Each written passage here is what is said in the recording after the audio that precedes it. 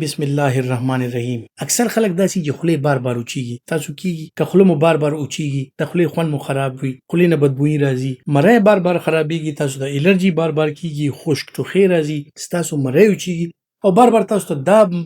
مسلې کیږي. یا دې نه علاوه تاسو ته داسې مسلې کیږي چې ستاسو ګیس پروډکشن ډیر زیاتی، ستاسو معده پړسیږي، هضمه مو ټیک نه وي او یا بدن کې خوږونه دردونه کمزورتیا وي. نو که تاسو خیال وي، تاسو ته ما یو ویډیو شیر کړی ده په لونګو باره کې او دا لونګ چې کوم دی نو تاسو مختلف طریقو سره استعمالولی شئ. نو که تاسو خیال وکړئ، بعض اوقات داسې چې یو بنده ته وایي یره جي بلډ پریشر مې زیات شوی، ډاکټر له لاړم، ډاکټر راته ژبې لاندې یو ګولی کېښه. یا اکثر لکه د انجاینا مریضان وګورئ چې شوګر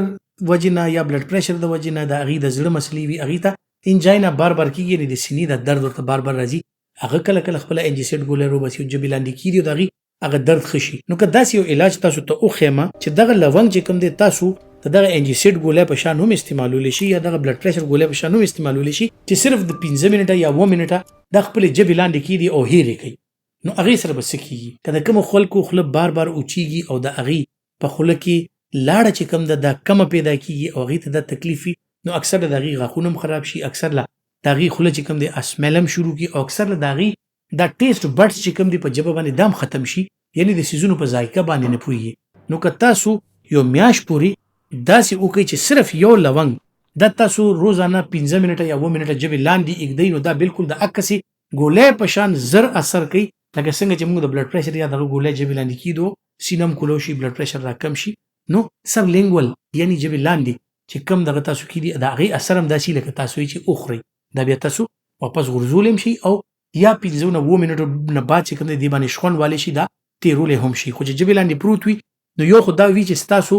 دا سلایوري ګلینډز یعنی د لاړو چې کوم ګلینډز دي غدود دي هغه اکټیویټ کړي او ستاسو خوله خشکه نه وي، هغه لونده وي. هغې سره ستاسو ژبه هم صفا وي، ستاسو د خولې قدرتي طور یو صفایي هم کېږي، ستاسو د غاښونو او ستاسو چې کومې جامې دي د هغې هم صفایي کېږي، د غاښونو ترمنځ هم صفایي کېږي. نو د خولې دا بدبویي هم ختمه شي، د خولې ذایقه هم ښه شي او تاسو چې کوم څیزونه خورئ په هغې باندې هم پوهېږئ ستاسو دا ټیسټ بډس چې کوم دي نو دا ورسره امپروف شي. چې څنګه ما ویلو دي لونګو کې چې کومې فایدې دي هغه د معدې والا، د هاضمې والا، د ګیس والا، د معدې د پړسېدو والا، د هاضمې خرابېدو والا، د خېټې کولمې دا مروړ راتلو، دا مسلې ورسره کافي حده پورې حل شي او ستاسو د هاضمې چې دا کومې مسلې دي دا ورسره ټیک ټاک شي. بل څنګه چې تاسو ما مخکې ویلي چې په دې لونګ کې چې کوم دی نو انټي انفلیمیټري افیکټس دي چې د چا جوړونه بندونه خوږېږي، دایمي مسلې وي ورته، هغه کسان هم که استعمال کوي نو دې سره د هغې صحت ښیي، دې سره مایند فرش وي، تاسو قوت فیصله ښه وي، ستاسو دماغو باندې بوج نه، ستاسو سټرس کم وي. نو چې سټرس کم وي یقیني طور تاسو ته د هاضمې، د معدې، د بلډ پریشر دا مسلې چې کومې دي، شوګر چې کوم سټرس سره زیاتېږي دغه مسلې ورسره کافي حده پورې ښه شي. نو یو صحتمند پریکټس دی که تاسو یې کوئ بالکل کولی شي چې د لونګو یو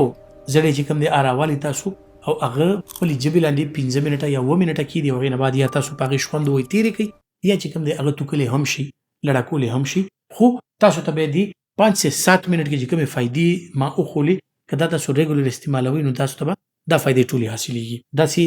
نورم معلومات د مختلف هغه څیزونو باره کې چې کوم موږ ته ډېر واړه واړه ښکاري چې د کومو موږ ته ډېرې فایدې نه ښکاري، خو دا ډېر فایدهمند څیزونه دي او موږ یې په یو طرز باندې استعمالوو چې جي لونګ دی بس په وریجو کې واچوو، بس وریجې وخورو. لونګ د دې نورې طریقې هم دي د استعمال، مختلف طریقو سره د استعمال، دا په اوبو کې خوشتول، د خپلو خوراکونو کې اچول، دا ژبې لاندې ایښل، نو داسې مختلف طریقې دي چې د دې د افادیت یا فایدې چې کوم دی او ورسره کمیږي نه، بلکې هم هغه طریقې سره تاسو حاصلولی شي. نو په کومه طریقه چې تاسو ته اسانه وي په خپل زندګۍ کې د دې شیانو تاسو استعمال کوئ نو یقیني طور چې کوم دی ستاسو صحت به ورسره ښه وي. داسې نور معلوماتي ویډیوز به هم تاسو سره شیر کوم انشاءالله چې کوم میډیکلی پروون خبرې دي د دوایانو نه علاوه، د علاجونو نه علاوه تاسو ته به زه انشاءالله هغه خبرې ښیم چې کوم به ستاسو د هیلث برډن